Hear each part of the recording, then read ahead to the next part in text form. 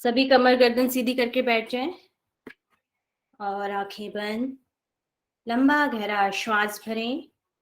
श्वास के साथ ओम का उच्चारण। ओ।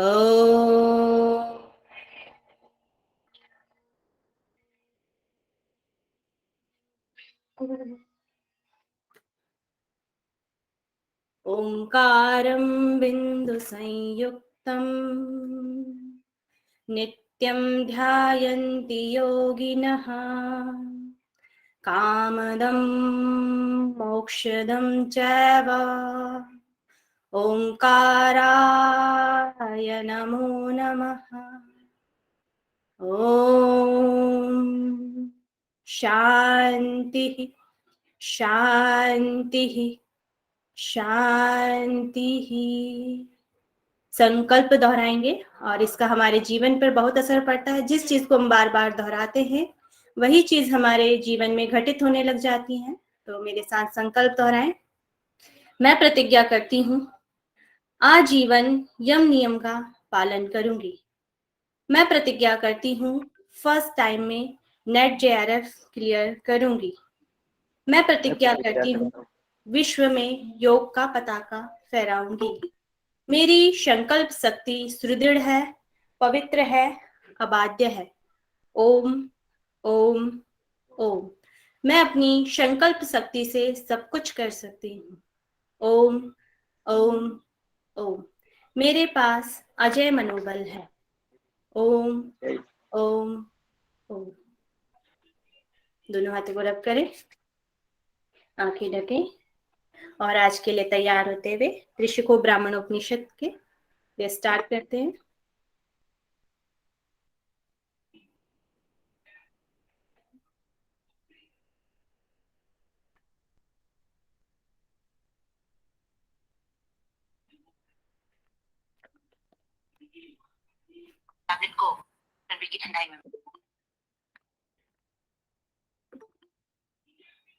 स्क्रीन दिख रही है ना मेरी? जी मैम। मैम एक बार लास्ट क्लास का रिकैप कर दीजिएगा। ठीक है।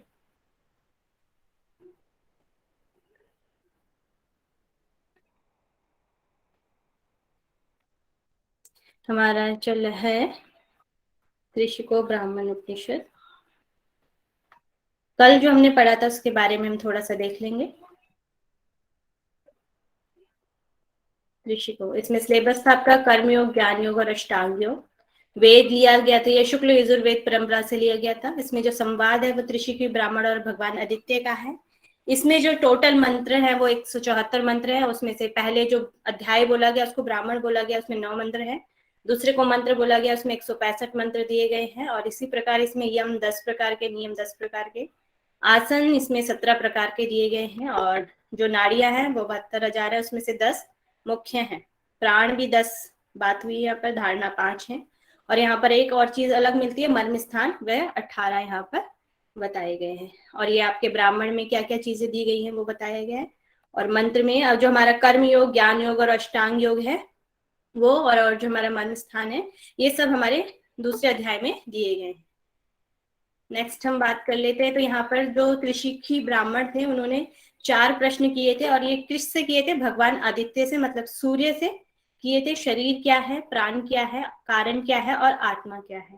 फिर यहाँ पे सृष्टि का क्रम बताया गया है। सृष्टि का क्रम सबसे पहले ब्रह्म, ब्रह्म मतलब पुरुष को हम मान सकते हैं। और फिर अव्यक्त, अव्यक्त मतलब प्रकृति। फिर उसके बाद महत, महत के बाद अहंकार, अहंकार के बाद पंच तन्मात्राएं, फिर पंच महाभूत, और उसके बाद संपूर्ण विश्व। इस तरह सृष्टि का क्रम यहाँ पर बताया गया है। नेक्स्ट यहाँ पे पंच महाभूत दिए गए हैं और इसके 5-5 आपको यहाँ पर भेद दिए गए हैं कि आकाश के अंदर क्या क्या आता है, वायु, और अग्नि के अंदर क्या है। अग्नि के अंदर हमारी जो भी ज्ञानेंद्रियां होती हैं, सेंस होती हैं, वो होती हैं। और जल के अंदर हमारी जो तन्मात्राएं होती है, जो हमारे विषय होते हैं, शब्द, स्पर्श, रूप, रस, गंध, वे सारी चीजें आ जाती हैं। और पृथ्वी के अंदर हमारी जितनी भी कर्मेंद्रियां होती हैं वे आ जाती हैं। वाणी, हाथ, पैर, गुदा, उपस्थ, ये हमारी कर्मेंद्रियां। नेक्स्ट हमारा सेकेंड अध्याय शुरू हो जाता है, कर्मयोग, ज्ञान योग और अष्टांग योग। तो यहाँ पर जो हमारा अष्टांग योग है उसको ज्ञानमयी शिखा का प्रादुर्भाव से यहाँ पे बताया गया है। और योग के यहाँ पे 2 मार्ग बतलाए हैं, जिसमें से ज्ञान योग है और एक कर्मयोग यहाँ पे बताया गया है। कर्म और कर्तव्य द्वारा शास्त्र अनुकूल कर्मों को निरंतर मन से नियुक्त किए रहना कर्मयोग है, और चित्त का सर्वथा आत्मिक उत्थान में लगे रहना ज्ञान योग है। फिर उसका फल बताया, फिर अष्टांग योग है, फिर इसमें जो वैराग्य भावना है उसको यम बताया गया है, और यहाँ पे 10 प्रकार के यमों का वर्णन मिलता है। फिर नियम, नियम यहाँ पर परमात्म तत्व निरंतर अनुराग नियम कहलाता है, मतलब कि ईश्वर प्राणिधान जो होता है वह यहाँ पे नियम बताया, परमात्मा तत्व में निरंतर लगे रहना यहाँ पे नियम है, और यहाँ पे 10 प्रकार के नियम भी बताए गए हैं। फिर यहाँ पे आसनों की जो चर्चा करते हैं वो 17 प्रकार के यहाँ पे आसन है, और समस्त वस्तु के प्रति उदासीन जो भाव है वह आसन यहाँ पे बताए गए। ये 17 प्रकार के आपके आसन जो इसमें दिए गए हैं वो है। फिर ये इसकी विधियां दी गई हैं, ये कल पढ़ चुके हैं हम। और फिर यहाँ पे बताया प्राणायाम से हमें पहले क्या क्या करना चाहिए। प्राणायाम से पहले यहाँ पे बताया गया है यम, नियम, आसन और नाड़ी शोधन, ये 4 चीजें करने के बाद ही यहाँ पर हमें प्राणायाम करना है, ऐसा बताया गया है। फिर यहाँ पे प्राणायाम बताया था, जो ये जगत है, जगत का मिथ्या स्वरूप जो है भली भांति समझ लेना ही यहाँ पर प्राणायाम कहा गया है। मानव देह की जो माप यहाँ पे बताई गई है वो 96 अंगुल बताई गई है। प्राण का जो माप है वह 12 अंगुल बताया गया है। आसन को थोड़ा सा पीछे कीजिए ना, आसन को एक बार स्क्रीनशॉट लेंगे। हाँ, और पीछे स्क्रीनशॉट ये भेज दूंगी मैं, आज आपको भेज दूंगी ये स्लाइड। हाँ बस ठीक, थैंक यू।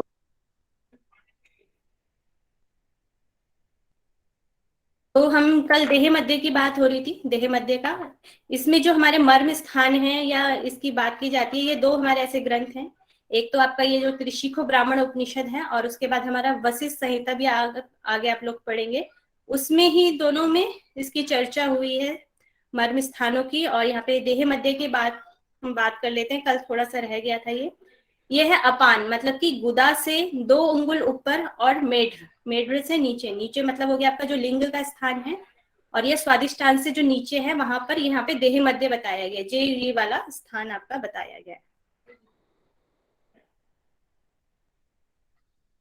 ये वाला जो स्थान है ये आपका देह मध्य है।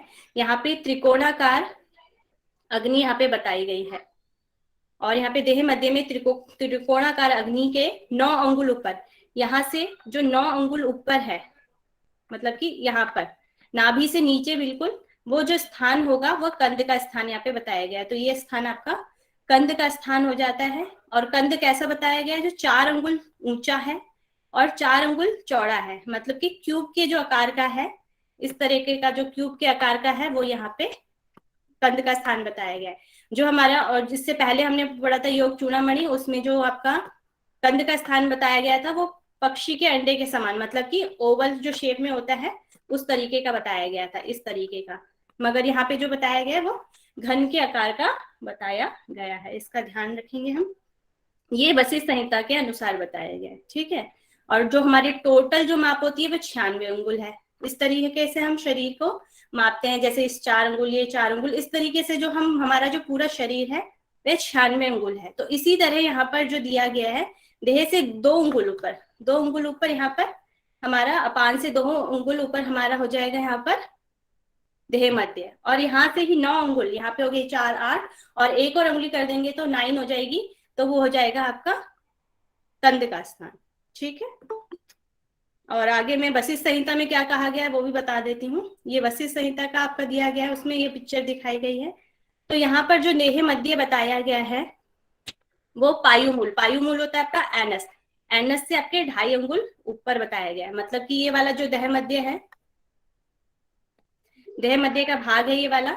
और यहाँ पर फिर इससे देह मध्य और लिंग, तो टोटल कितने हो गए, ये 2.5 अंगुल आपका हो गया, और ये हो गया आपका 10.5, तो ये टोटल हो गए 13 अंगुल। तो हमारा देह मध्य यहाँ पे त्रिकोणाकार आकार बताया गया है। त्रिकोणाकार से यहाँ पर त्रिकोणाकार यहाँ पे बताया गया है। त्रिकोणाकार से आपका यहाँ पर टोटल बनता है 13 अंगुल, मगर यहाँ पर जो बताया गया है आपका कंध का स्थान वो 9 अंगुल बताया गया, 9 अंगुल से ऊपर। तो यहाँ पर जो स्थान बताया गया है चकोर शेप में, वो कंध का बताया गया, नाभि से जस्ट नीचे। तो ये वाला आपका कंध का स्थान हो गया है। सभी को क्लियर हो गया होगा कंध का स्थान और देह मध्य?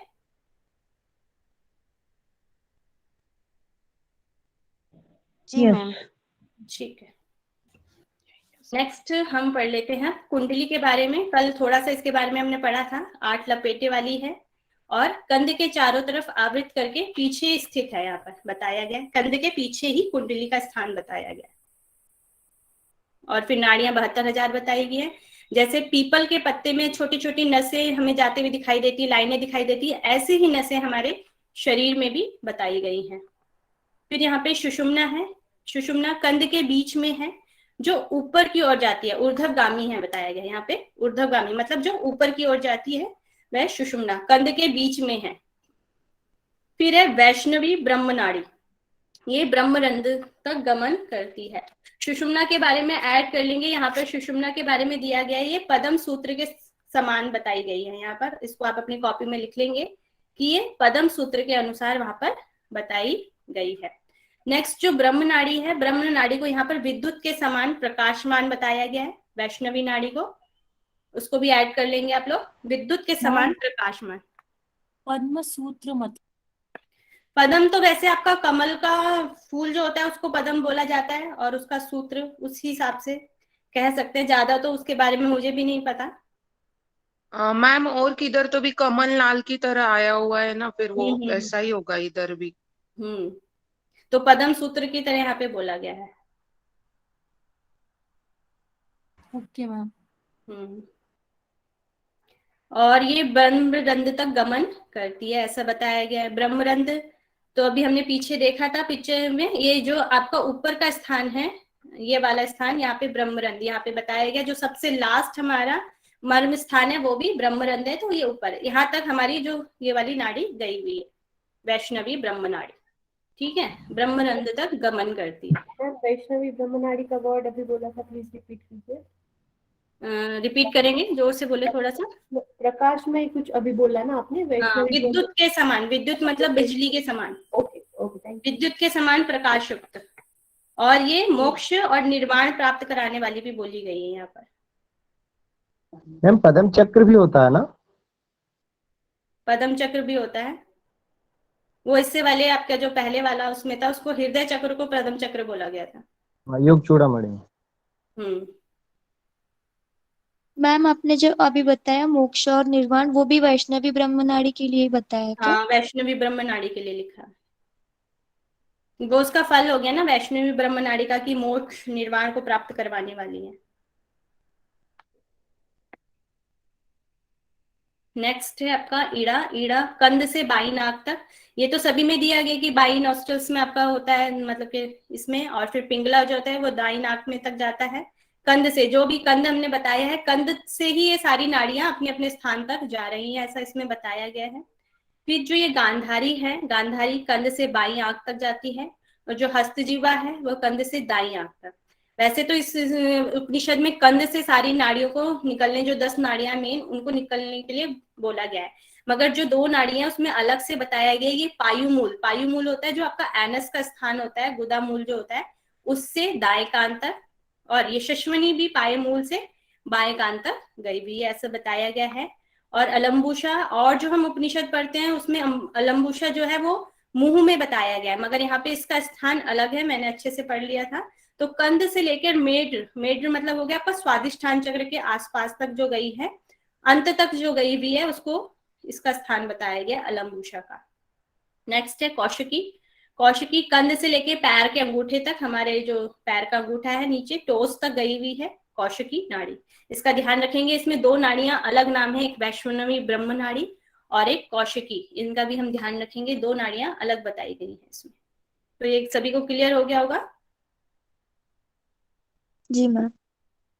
चलिए अब हम प्राण के बारे में पढ़ लेते हैं। यहाँ पे 10 प्राणों की बात की गई है, जिसमें से मुख्य प्राण यहाँ पे आपके प्राण, अपान, समान, उदान और व्यान है। और यहाँ पे 5 उपवायु, इनको यहाँ पे 5 उपवायु बोला गया है, नाग, कूर्म, कृकल, देवदत्त और धनंजय। और यहाँ पे 2 प्रधान प्राण की भी बात की है, 2 उनमें से, वैसे तो 10 हैं, 10 में से 5 हो गए मुख्य प्राण, 5 हो गए उपवायु, और इसमें 2 प्राण प्रधान है, उसमें से प्राण और अपान बताए गए हैं। और जो हम उपनिषद पढ़ते हैं उसमें जो स्थान है वो अलग दिया गया है। जो इसका प्राणों का स्थान है, मगर इसमें थोड़ा सा हमें डिफरेंस मिलता है, इसमें और वशिष्ठ संहिता में, इन दोनों में ही हमें डिफरेंस मिलता है।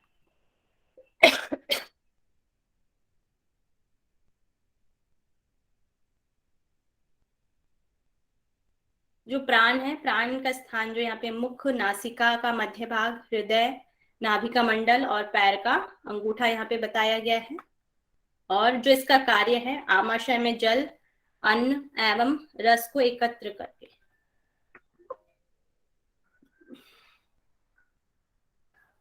दो मिनट देंगे मुझे।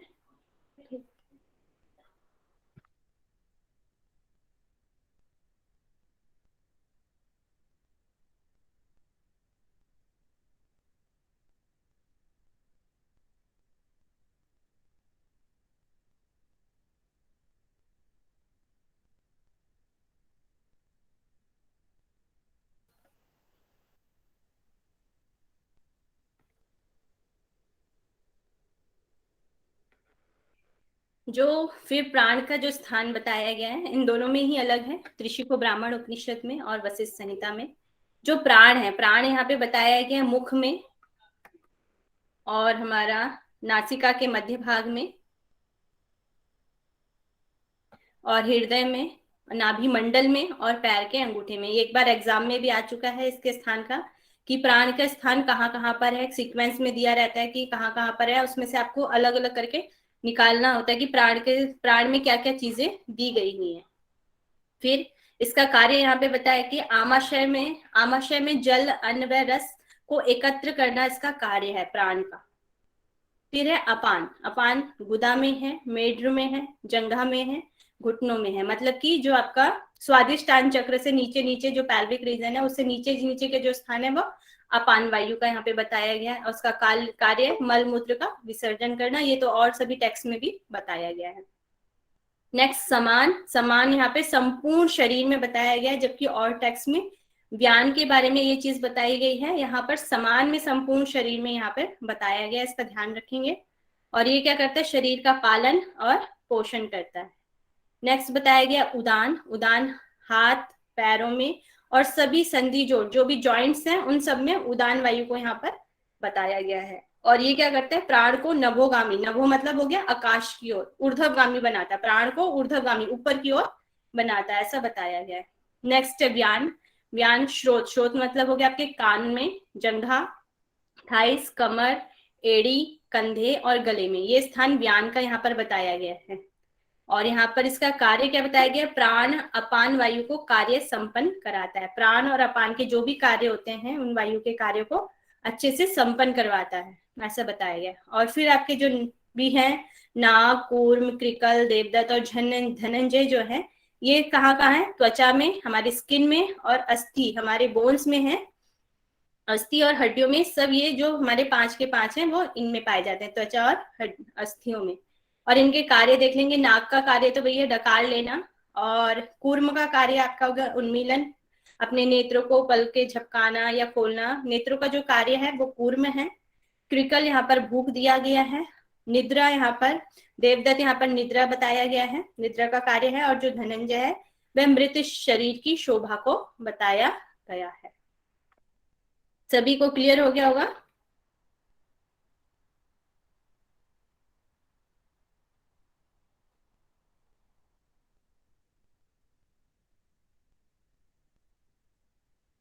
क्लियर है? आवाज आ रही है ना? Yes yes ma'am. मैम जैसे इसमें आपने बताया जंघा में अपना प्राण व्यान भी आपने बताया और अपान भी बताया, मतलब अपान में और व्यान में, जंघा दोनों में है ना इनमें? दोनों में ही है वो,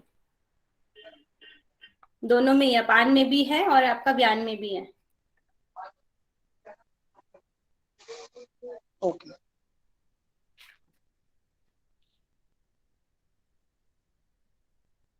दोनों में है। नेक्स्ट हम प्राणायाम का स्थान पढ़ लेते हैं। प्राणायाम का स्थान कैसा है, यहाँ पर एकांत स्थल होना चाहिए, जैसे सभी और टेक्सों में भी दिया रहता है कि स्थान जो हमारा चाहिए एकांत होना चाहिए। और यहाँ पर दर्भ, कुश और काले हिरण का, या तो दर्भ कुश होना चाहिए, कुश एक प्रकार की घास होती है उसका आसन होना चाहिए या काले हिरण आदि का आसन होना चाहिए।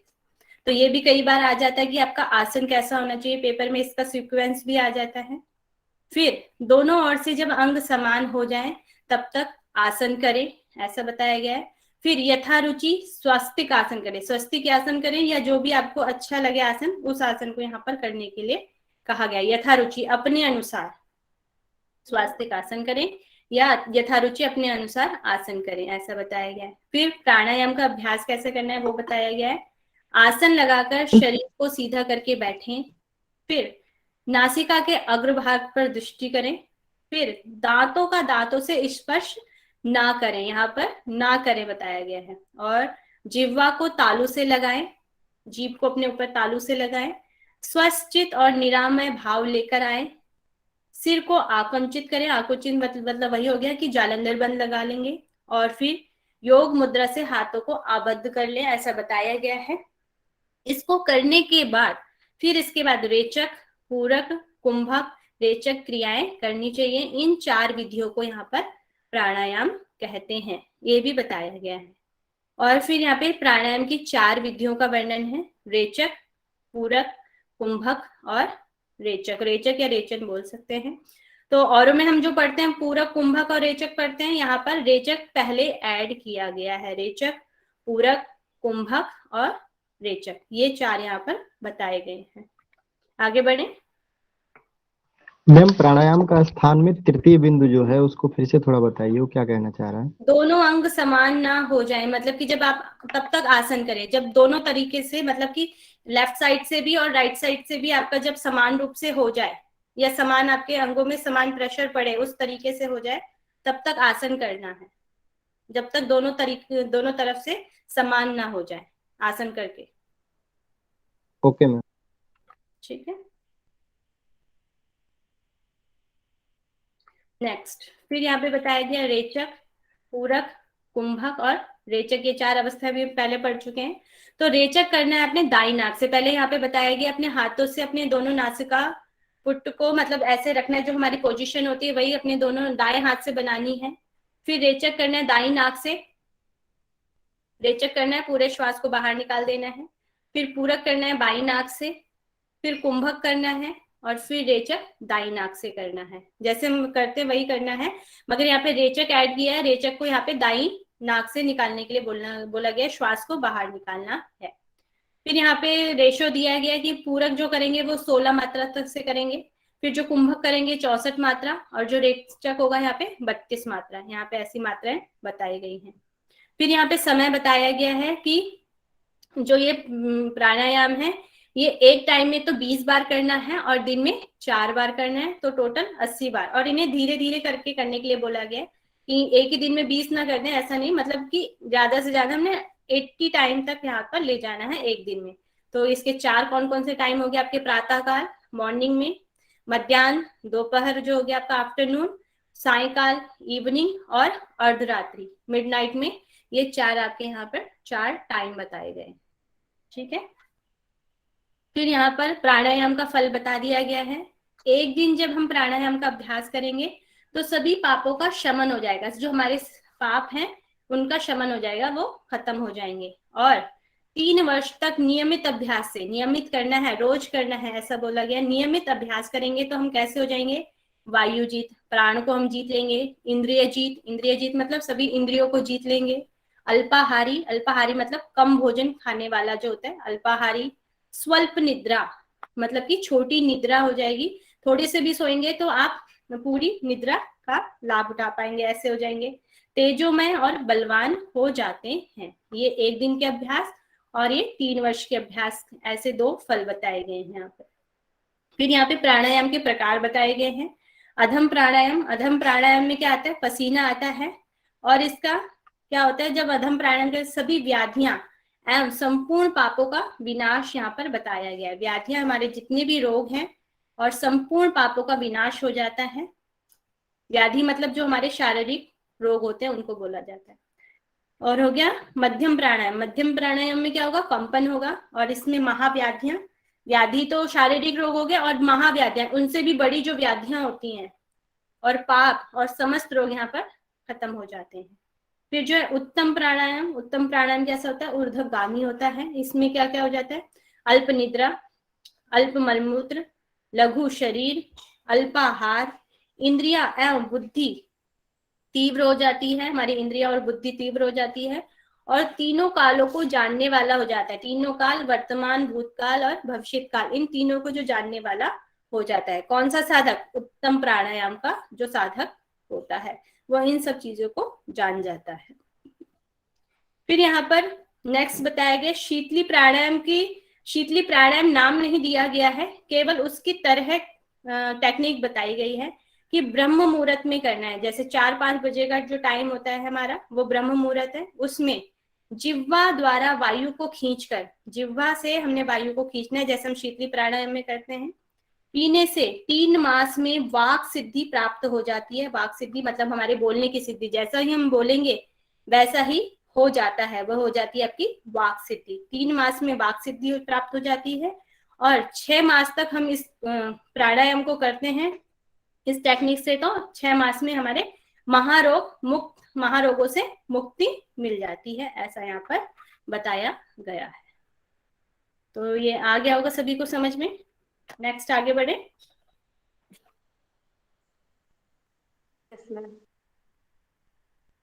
नेक्स्ट यहाँ पर प्रत्याहार बताया गया है। चित्त शांतमुखी भाव प्रत्याहासु तम, मतलब चित्त का अंतर्मुखी भाव ही यहाँ पर प्रत्याहार कहलाता है। जो हमारा चित्त है, जब उसको हम अंतर्मुखी कर लेते हैं, अंतर्मुखी मतलब इंटरनल कर लेते हैं, आंतरिक रूप से अंदर की ओर कर लेते हैं। प्रत्याहार का मतलब ऐसे ही वो होता है कि इंद्रियों को अंतःकरण कर लेना, निग्रह कर लेना, तो वही प्रत्याहार यहाँ पर भी बताया गया है। और एक दूसरी डेफिनेशन यहाँ पर दी गई है, एक स्थल से दूसरे मर्म स्थल को खींचना ही प्रत्याहार कहलाता है। मर्म स्थल, इसमें मर्म स्थल यहाँ पे 18 मर्म स्थलों की बात की गई है। जो ये वाले मर्म स्थल हैं, ये आपके वशिष्ठ संहिता के अनुसार दिए गए हैं, मगर जो ये वाले जो मर्म स्थल हैं, ये आगे पीछे करके दिए गए हैं, सीक्वेंस से नहीं दिए गए हैं। तो मैंने लिख तो दिए हैं यहाँ पर, मगर जो आपके यहाँ पर ये वाले मर्म स्थल हैं, इनको आप याद कर लेंगे और एक बार इनको भी देख लेंगे। ये बस आपके त्रिशिकु ब्राह्मण उपनिषद के अनुसार दिए गए हैं, जैसे पैर का अंगूठा, एड़ी, जांघ का मध्य भाग, गुदा का मूल भाग, हृदय, उपस्थ, देह मध्य, नाभि, कंठ, कोहनी, तालुमूल, नासिका मूल, आंखों का मंडल, मतलब जो भी आंखों में जो होता है वही हो जाएगा, भूमध्य, ललाट, मस्तक का मूल भाग, घुटने का मूल भाग और हाथों का मूल भाग। ये तो आपका त्रिशिकु ब्राह्मण है। वैसे तो आएगा नहीं, ये पूछ सकते हैं कि कौन कौन से 18 मर्म स्थल है।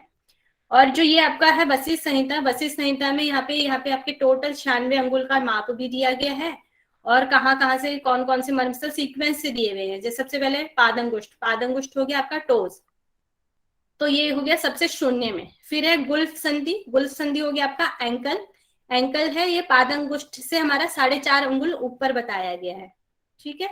फिर आपका पिंडिका बनती है, पिंडिका मतलब भी हो गया आपका काफ मसल के जो बीच का पार्ट है, वो हो गया आपका गुल्फ संधि से 10 अंगुल ऊपर, मतलब कि टखने से आपके एंकल से 10 अंगुल ऊपर बताया गया है। फिर है आपका जानुमूल आपका पिंडिका मध्य से 11 अंगुल ऊपर है। जानुमूल हो गया आपका नी, जहां से शुरू हो रहा है, नी का आधार जो है उसको जानुमूल यहाँ पर बोला गया है, वो पिंडिका मध्य से 11 अंगुल यहाँ पर बताया गया है।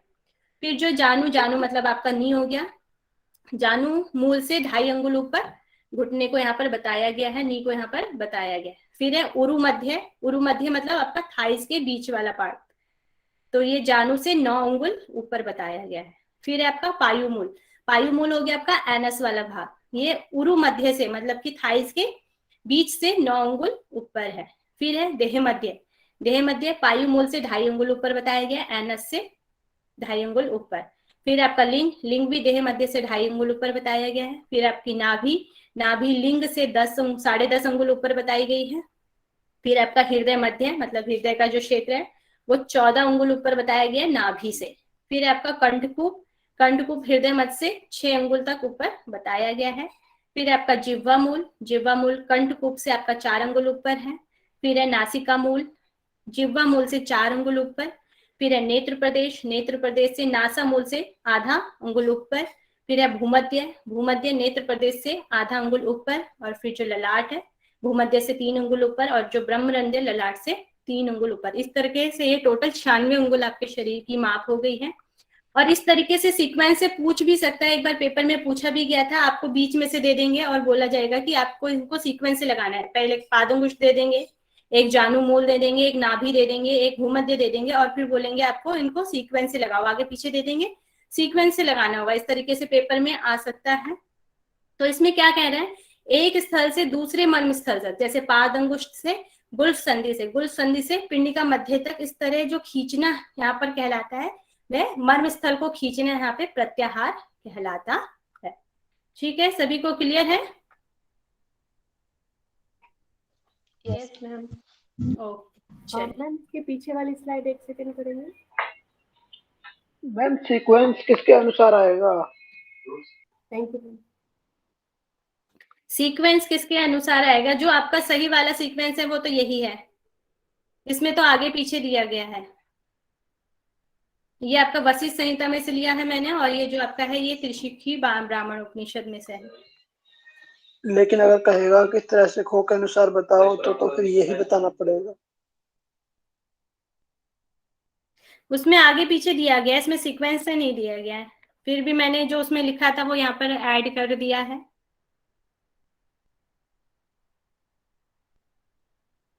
और यहाँ पर तो फिर जांग का मध्य, यहाँ पे उरु मध्य, जांग को भी 2 बार ऐड किया गया। यहाँ पे जंघा मध्य दिया गया, फिर एक बार उरु मध्य और भी दिया गया है। तो ये सीक्वेंस ज्यादा सही तो नहीं है, जो सीक्वेंस ज्यादा सही है वो यही है। ठीक है, नेक्स्ट हम आगे बढ़ते हैं। फिर आता है धारणा। धारणा चित्तस्य निश्चली भाव धारणा धारणम बिंदु। चित्त का निश्चल अचल भाव धारण कर लेना ही धारणा यहाँ पर बताया गया। चित्त जो हमारा है उसको एक ही जगह पर, एक ही अचल मतलब स्थिर कर लेना, इस भाव को धारण कर लेना। जो सभी में दिया गया है वही डेफिनेशन है, एक ही चीज पर हम जब धारणा, एक ही चीज पर फोकस करने लग जाते हैं वह धारणा होता है। तो उसी को यहाँ पे बताया गया है। यहाँ पे चित्त के लिए यहाँ पे बताया गया है। फिर एक और डेफिनेशन दिया गया है, यमादि के द्वारा मन को धारण एकाग्र करना ही धारणा कहलाता है। जब यमादि क्या हो गया, हमें यम नियम आसन जो भी समाधि तक जो वो हो गया, यमादि आदि जो भी चीजें आ जाएंगी के द्वारा मन का धारण एकाग्र करना ही धारणा यहाँ पर कहलाता है। फिर इसका फल यहाँ पे बताया है, इसके द्वारा मनुष्य संसार रूपी समुद्र को पार करने में सक्षम हो जाता है। क्वेश्चन आपका ये भी बन सकता है कि त्रिशिक्षु ब्राह्मण उपनिषद के अनुसार समुद्र सागर से पार करने में किससे सक्षम हो जाता है? ऑप्शन आ सकता है धारणा, प्रत्याहार, आसन और आपका समाधि। तो आप क्या बोलेंगे? धारणा के द्वारा संसार रूपी सागर से समुद्र पार करने में सक्षम हो जाता है। अब मुझे बताएंगे श्वेता स्वरोपनिषद में संसार रूपी नौका को पार करने के लिए क्या चीज बताई गई है? योग की प्राणायाम। definition बताइए ना। ओंकार। ओमकार से, ओमकार वहां पर बताया गया है। और फिर नेक्स्ट मुझे योग कुंडली के हिसाब से बताएं, वहां पर क्या बताया गया है संसार रूपी पार करने के लिए?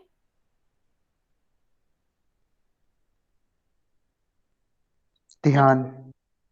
नहीं, ध्यान नहीं बताया गया वहां पर, गुरु को बताया गया। गुरु के द्वारा संसार रूपी समुद्र को वहां पर पार कर सकते हैं। और नेक्स्ट यहाँ पर बताया गया धारणा द्वारा, धारणा द्वारा यहाँ पर समुद्र रूपी समुद्र को पार करने में सक्षम हो जाता है। फिर यहाँ पे पंच धारणा बताई गई है, 5 प्रकार की धारणा है। ऐसे हमने अभी हरेंद्र संहिता में भी पढ़ा था, 5 प्रकार की धारणा है। उसी प्रकार की ये धारणा है, इनका स्थान थोड़ा अलग है। पृथ्वी, जल, अग्नि, वायु, आकाश। जो स्थान है, जो पृथ्वी का जो स्थान है पैर से लेकर घुटने तक यहाँ पर बताया गया है। और पृथ्वी का जो रंग है वह पीला रंग है। समय 5 घटिका, 5 घटिका मतलब हो गया आपके 2 आवर्स। फिर जो देव हैं वो चतुर्भुज हरि हैं, चतुर्भुज मतलब 4 भुजाओं वाले जो हैं वो हरि हैं। आकार यहाँ पे 4 कोणों वाला है, आपका स्क्वायर का आकार है। 4 कोण मतलब 4 कोने होंगे उसमें, उस तरीके का है। फिर है जल, जल का स्थान क्या बताया गया, घुटने से लेकर कटी वाले भाग से, कटी मतलब हो गया आपका कमर वाले भाग तक।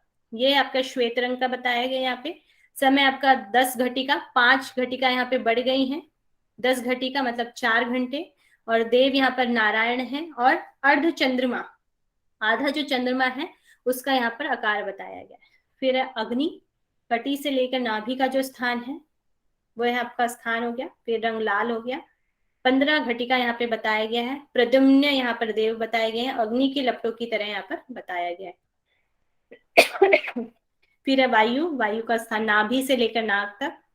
रंग धूम्र, समय 20 घटिका, संकर्षण और वेदी की तरह यहाँ पर आकार बताया गया है। फिर है आकाश, आकाश में नाक से लेकर ब्रह्मरंध्र तक का स्थान बताया गया है। रंग यहाँ पर नीला बताया गया है। यहाँ पे समय नहीं दिया गया है।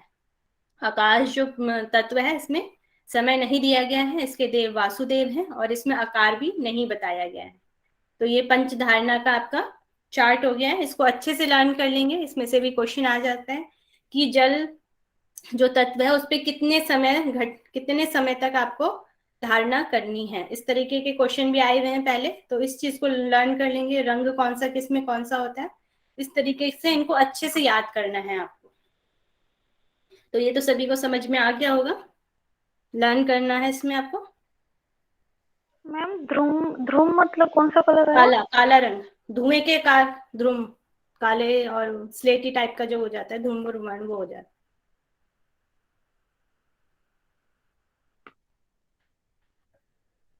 मैडम आकाश तत्व पे ध्यान का हमें नहीं दे रखा क्या? रिपीट करें। आकाश तत्व पे आकाश का ध्यान समय नहीं दिया गया, इसमें समय नहीं दिया गया इसमें भी, और आकार भी नहीं बताया गया इसमें।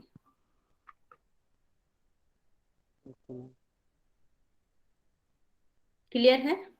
इनका ध्यान कैसे मतलब करना है आकाश तत्वों का? स्थान इसका पैर से, धारणा है ना, धारणा में आप पैर से घुटने तक की जब पृथ्वी धारणा करेंगे पैर से लेकर घुटने तक करेंगे, पैर से घुटने तक का ध्यान करेंगे। और रंग कौन सा, उसमें पीले रंग का ध्यान करेंगे। समय 2 घंटे तक उसका अभ्यास करेंगे। और उस वक्त जब अभ्यास कर रहे हैं तो चतुर्भुज हरि का आपने ध्यान करना है। और 4 आकार किसका होना चाहिए, 4 कोनों का होना चाहिए। इस तरीके से बताया गया। जब आप पृथ्वी धारणा करेंगे, जल धारणा करेंगे, उसमें जो जो बताया गया उस तरीके से करेंगे। मैम वासुदेव का आकार क्या बताया गया है? वासुदेव का आकार नहीं बताया गया है, उसमें इसका जी। समय और आकार नहीं दिया गया है। चलिए आगे बढ़ते हैं, आज से कंप्लीट भी करना है। नेक्स्ट है ध्यान। ध्यान यहाँ पर सो चिन्ह मात्र में विति चिंतनम ध्यानम उच्यते। मैं चिन्ह मात्र स्वरूप हूं, मैं ही ब्रह्म हूं, यही चिंतन भाव ध्यान कहा गया है। ठीक है, चिन्ह मात्र मतलब मैं ही ब्रह्म हूं, ऐसा हमने ध्यान करना है। यही जो चिंतन का भाव है यहाँ पर, वही ध्यान को कहा गया है। और फिर यहाँ पे ध्यान की विधि बताई गई है। सबसे पहले योगासन में बैठ जाए, किसी भी आसन में बैठ जाए। फिर हृदय प्रदेश में हृदय की विशेष आकृति का चिन्ह करें। फिर नासिका दृष्टि करें, नासिका के अग्रभाग पर दृष्टि। जिह्वा को तालु से स्पर्श करें। यहाँ पर दांतों का दांतों से स्पर्श करते हुए, जो हमने पहले पढ़ा था उसमें स्पर्श नहीं करना, और यहाँ पर दांतों का दांतों से स्पर्श करते हुए इंद्रियों को संयमित करते हुए परम ब्रह्म ब्रह्म होगा ये, परमात्मा वासुदेव का ध्यान करें। वासुदेव का यहाँ पे ध्यान करने के लिए बोला गया है। अगर आपका त्रिशिको ब्राह्मण उपनिषद में ज्यादातर जो वासुदेव के बारे में यहाँ पर कहा गया है, अगर क्वेश्चन आता है तो आप इस पे ठीक करेंगे कि कौन से भगवान के बारे में ज्यादा बात की गई, तो वासुदेव। हर जगह पे, कई जगह पे वासुदेव का नाम यहाँ पर आया है। फिर यहाँ पे ध्यान का फल जो बताया गया, 1 पहर तक मतलब कि 3 घंटे तक कुंभक करते हुए, श्वास को रोकते हुए जो योगी पर ब्रह्ममय वासुदेव का ध्यान करता है, उसके 7 जन्मों के पाप नष्ट हो जाते हैं। ऐसा यहाँ पे बताया गया। ये ध्यान का आपका फल हो गया यहाँ पर। क्लियर है?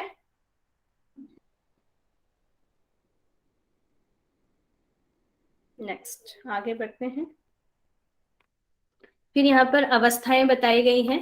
4 अवस्थाएं जो हैं, जागृत अवस्था, स्वप्न अवस्था, सुषुप्ता अवस्था और तुरिया अवस्था। इन अवस्थाओं के यहाँ पे क्षेत्र भी बताए गए हैं। जो जागृत अवस्था है, नाभि से लेकर हृदय तक, जो हमारी नाभि है, नाभि से लेकर हृदय तक जो स्थान है, ये वाला जो स्थान है वो जागृत अवस्था का यहाँ पर बताया गया है। फिर नेक्स्ट है स्वप्न अवस्था। स्वप्न अवस्था कंठ का, जो कंठ का स्थान है, ये आपका स्वप्नावस्था है। नेक्स्ट है सुषुप्ति अवस्था, तालु के मध्य मतलब मुंह के आसपास जो है वो सुषुप्ति अवस्था यहाँ पर बताई गई है।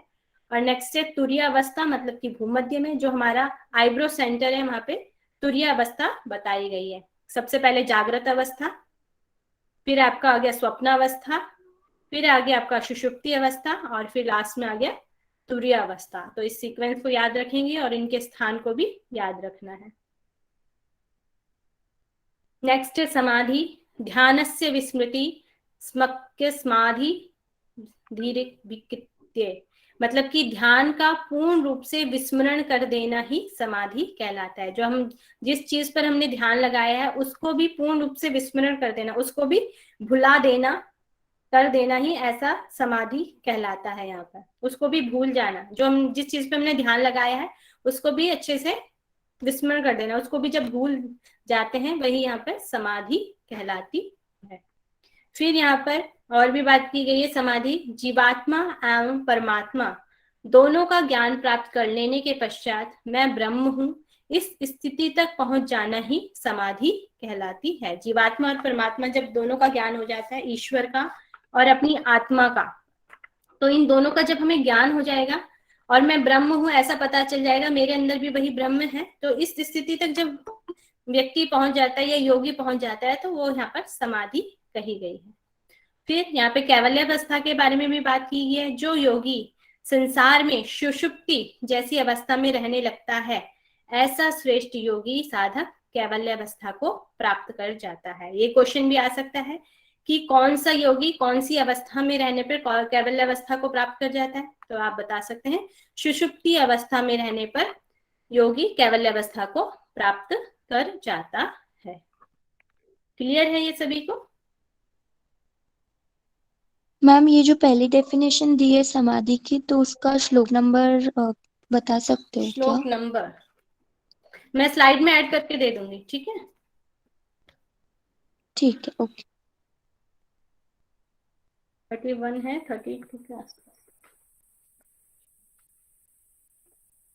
मैम ऊपर एक दिया गया है जो 32 है ये, ऊपर 32 वाला। मैम वो कैवल अवस्था सुसुप्ति में आता है तो तुरीय अवस्था में यहाँ पे सुषुप्ति अवस्था दिया गया है।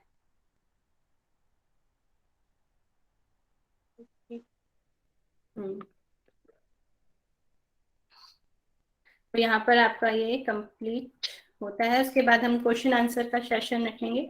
अभी किसी को कुछ पूछना है तो पूछ सकते हैं।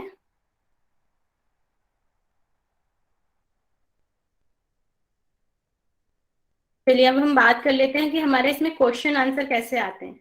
मैम ये एक बार और समझा देंगे क्या? 16 आधार 16 कितनी दूरी पे? 18 हाँ मर्म। हाँ मर्म हाँ मर्म। पिक्चर से समझना है, कैसे समझना है ये वाला देख लो। चलो ये सबसे नीचे आपका टोज, पादंगुष्ठ। जी इसमें ये जो दूरी है ना मैम, जैसे 1/2 अंगुल ऊपर 1/2, तो ये थोड़ी याद नहीं रहती है। याद नहीं रह रही है? चलिए फिर देखते हैं इसको। आपको हिंदी की नहीं आती, 1 से 10 तक आप सीख जाएंगे तो आपको आराम से आ जाएगी। तो फिर भी मैं बता देती हूँ, जो सबसे पादंगुष्ठ है ये 4.5 अंगुल है, और गुल्फ संधि की 10 अंगुल है, ये 11 अंगुल है। कोई ऐसी चार्ट बनाकर हिंदी में अगर शेयर कर देंगे तो सही रहेगा, या मैं ही बना दूंगी, आपको शेयर कर दूंगी ग्रुप में, ठीक है? उसका हिंदी मैम उदाहरण में क्या दिया लिखा हुआ है? उदाहरण 365 साइड में दिया हुआ है ना? ये वाला? जी मैम, क्या है ये? ये तो मैंने चेक नहीं किया, ये बुक में से दिया गया होगा, बुक का दिया होगा, ये वशिष्ठ संहिता में से लिया मैंने ये वाला चार्ट आपका। ओके।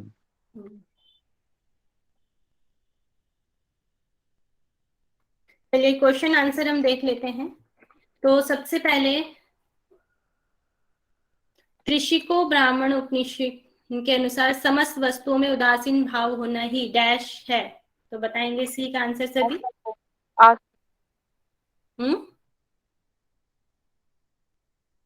आसन मैम।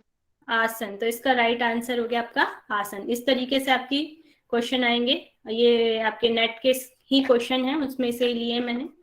फिर नेक्स्ट क्वेश्चन, सेकंड क्वेश्चन की तरफ बढ़ते हैं। त्रिशिको ब्राह्मण उपनिषद के अनुसार मानव शरीर में प्राण वायु के प्रधान निवास स्थान क्या है?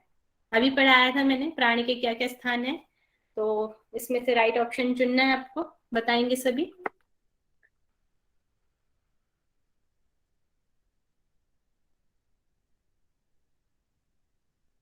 मैम स्क्रीन दिखाइए ना। क्वेश्चन दिखाइए मैम। Okay okay.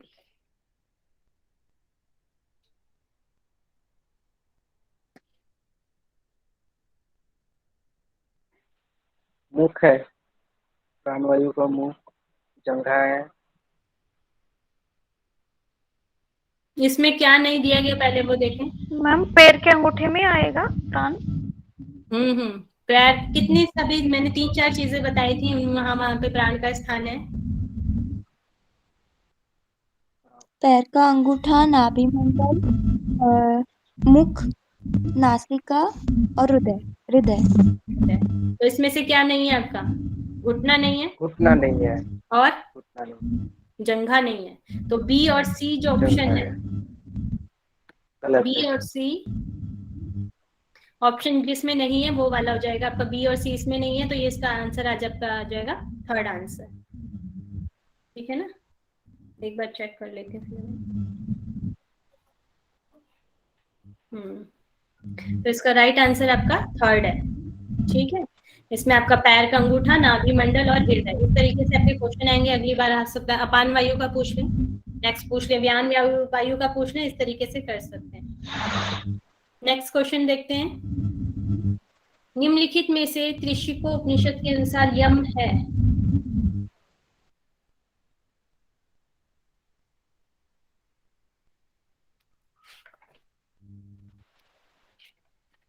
इसमें क्या आंसर आएगा? Ma'am second ABD। ABD, दया भी है, क्षमा भी है। दान तो नियम में आएगा। किसी का माइक शुरू है मैम। क्या कह रहे हैं? किसी का माइक शुरू है तो आवाज आ रही है। ऑप्शन 1 आएगा मैम, A, B और C। इसका राइट आंसर आपका 1 है, क्योंकि दया, क्षमा और धैर्य ये तीनों चीजें यम में हमारी है। दान और जो व्रत है हमारा नियम में आता है। ठीक है, तो इसका राइट आंसर आपका 1 है, A और B और C। ठीक है, नेक्स्ट। इस बार ये क्वेश्चन आया था आपका 2021 का ये क्वेश्चन है। चित्तस्य निचली भावो धारणा धारणोपयुक्त व्याख्या किस उपनिषद से की गई है? अभी तो हम पढ़ रहे हैं उपनिषद, तो हमें पता ही है, तो इसका फोर्थ आंसर है।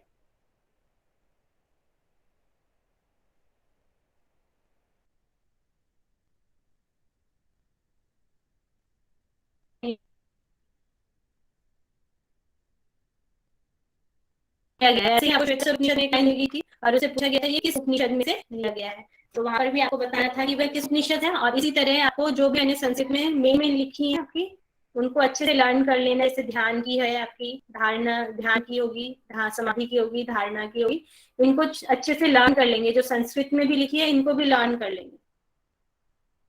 ठीक है, चलिए अब मैं क्वेश्चन आंसरिंग करूंगी। मैम ये हेलो हाँ बोलिए।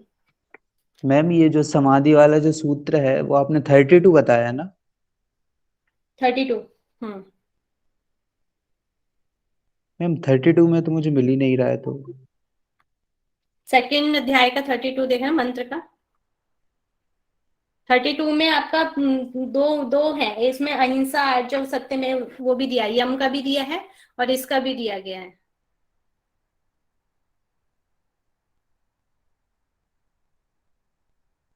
जी मैम। मिल गया, चलिए। Yes ma'am. तो अब सभी आंसर करेंगे जो जो मैं पूछूंगी क्वेश्चंस, तो मुझे बताएंगे ये कौन से वेद से लिया गया है। त्रिशिको ब्राह्मण उपनिषद किस वेद से लिया गया है?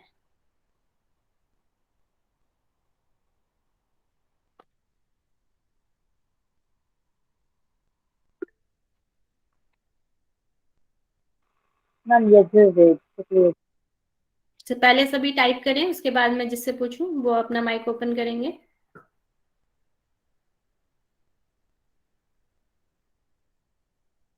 मनीषा जी इसका आंसर करें। फिर से दिखाइए ना मैम, क्या दिखाएं? स्क्रीन मैम एक क्वेश्चन दिखाएंगे, एक्चुअली मेरा नेट थोड़ा सा स्लो हो गया था असल में। क्वेश्चन आपका ये है कि त्रिशिको ब्राह्मण उपनिषद किस वेद से लिया गया है?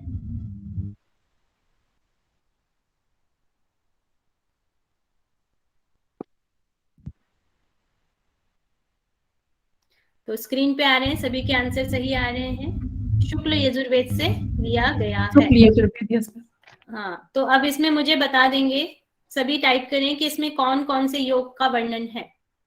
त्रिशिकी ब्राह्मण उपनिषद में कौन कौन से योग का वर्णन है? क्वेश्चन आंसर जरूर करें, जब जितना आप क्वेश्चन आंसर करेंगे उतना ही आपके लिए अच्छा है।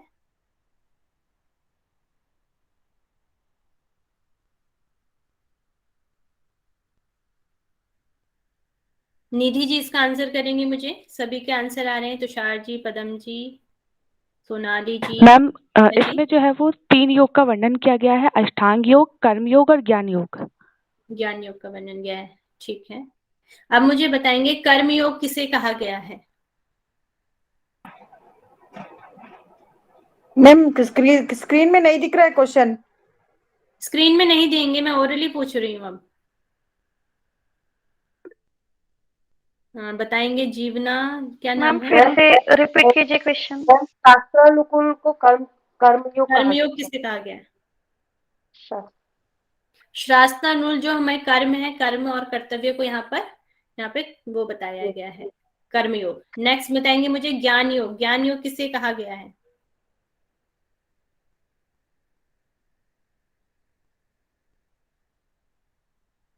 मनोज पाल जी इसका आंसर करें, ज्ञान योग।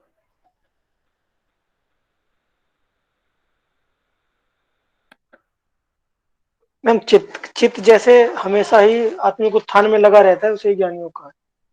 चित्त का आत्मिक उत्थान यहाँ पर ज्ञान योग कहा गया है जी। ठीक है, अच्छा बताया आपने। नेक्स्ट अष्टांग योग जो बताया गया है, उसमें किसका प्रादुर्भाव होता है?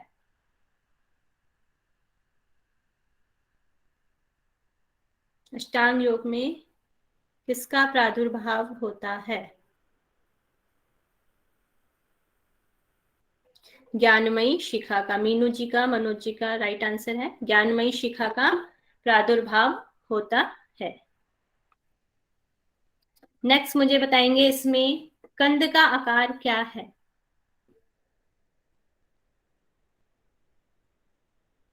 कंद का आकार क्या है?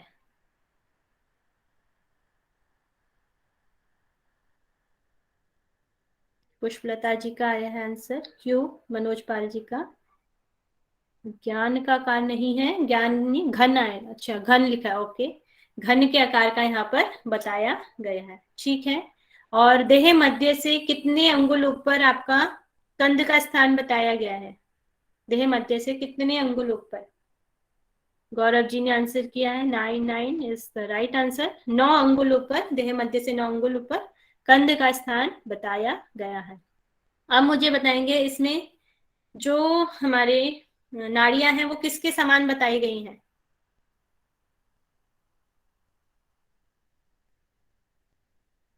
पीपल के पत्ते की तरह बताई गई है। सोनिया शाह जी का आंसर आ गया है, पीपल के पत्ते की तरह यहाँ पर हमारे नाड़ियां यहाँ पर बताई गई हैं। नेक्स्ट मुझे बताएंगे इसमें जो मुख्य 10 नाड़ियां हैं वे कौन कौन सी हैं? टाइप करेंगे सभी। इसमें 2 नाड़ियां अलग भी हैं, उनका भी ध्यान रखें।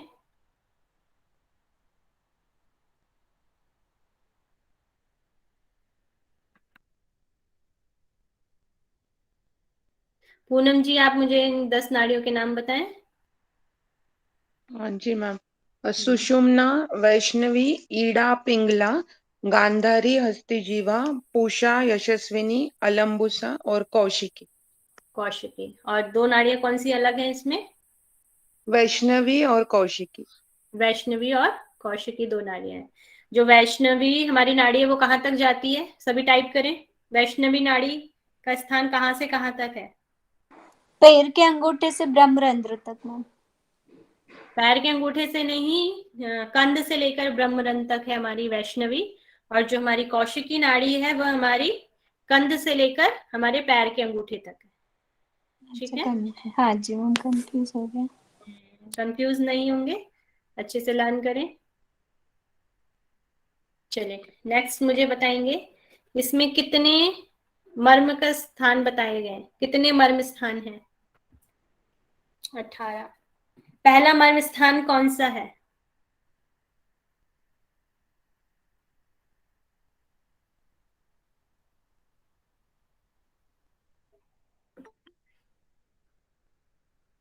फर्स्ट मर्म स्थान, सभी का आंसर सही आ रहा है। तुषार जी, पद्मा जी, भारती जी, सोनिया जी, मनोज जी, कुंज जी, मीनू जी। तो पाद अंगुष्ठ मतलब कि पैर का जो अंगूठा है वह हमारा सबसे पहला मर्म स्थान है। नेक्स्ट मुझे बताएंगे प्राण के बारे में। अब मुझे बताएंगे जो प्राण है, प्राण का तो हमने कर लिया। अपान, अपान में क्या क्या चीजें आ जाएंगी? अपान जो प्राण है वह कहाँ कहाँ पर मिलता है इस उपनिषद के अकॉर्डिंग?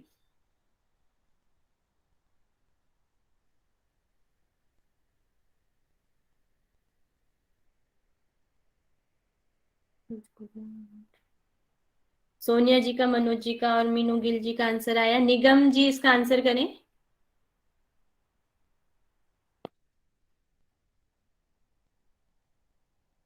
चलिए आयुषी सिंह, आयुषी सिंह इसका आंसर करेंगे। मैम गुदा, जांघा, मेढ्र और घुटना। घुटना, ठीक है आपका आंसर। चलिए नेक्स्ट मुझे बताएंगे नाग, जो हमारे 5 जो हमारे उपवायु हैं वह कहाँ कहाँ होती हैं? 5 जो उपवायु हैं उनका स्थान क्या है?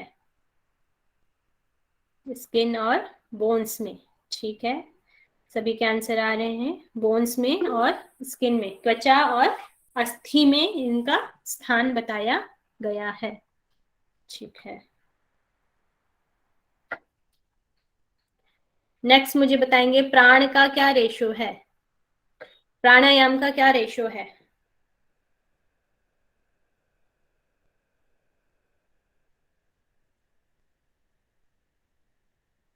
कुंज बिहारी जी 65 नहीं है।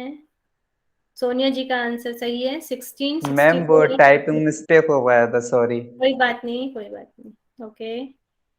बस कुंभक में 64 आएगा, पहले 64 आएगा फिर 32 आएगा। चलो ठीक है, नेक्स्ट मुझे बताएंगे यम की क्या डेफिनेशन है? यम को यहाँ पर क्या बताया गया है? ये यहाँ पर मेन चीज दी गई है। यम, यम किसे कहा गया है?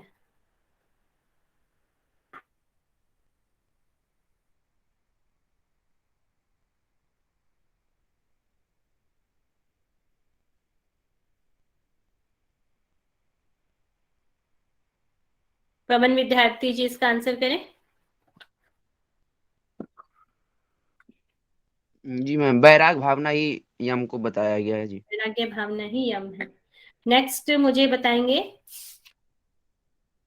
धारणा किसे कहा गया है?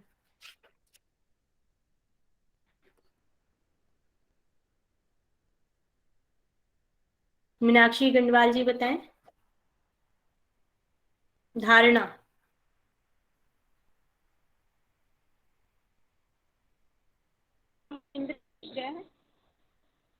क्वेश्चन है आपका, धारणा किसे कहा गया है इस टेक्स्ट के अनुसार? चित्त का मतलब एकाग्र हो जाना, निश्चल नहीं होना। निश्चल भाव, निश्चल भाव को यहाँ पर धारणा कहा गया है। नेक्स्ट मुझे बताएंगे आसन की डेफिनेशन क्या दी गई है इसमें? आसन, प्रीतिका जी बताएं। प्रीतिका जायसवाल।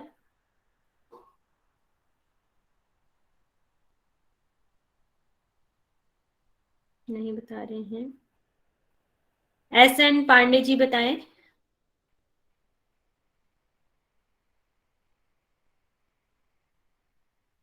चलिए तुषार जी आप बता दीजिए। Yes ma'am. आसन की डेफिनेशन बताइए मैम। इसमें सभी वस्तुओं में उदासीन का भाव होना आसन। सभी वस्तुओं में उदासीन का भाव होना, और सभी के आंसर भी सही आ रहे थे। नेक्स्ट मुझे ध्यान की डेफिनेशन बताएंगे, ध्यान को क्या कहा गया है यहाँ पर?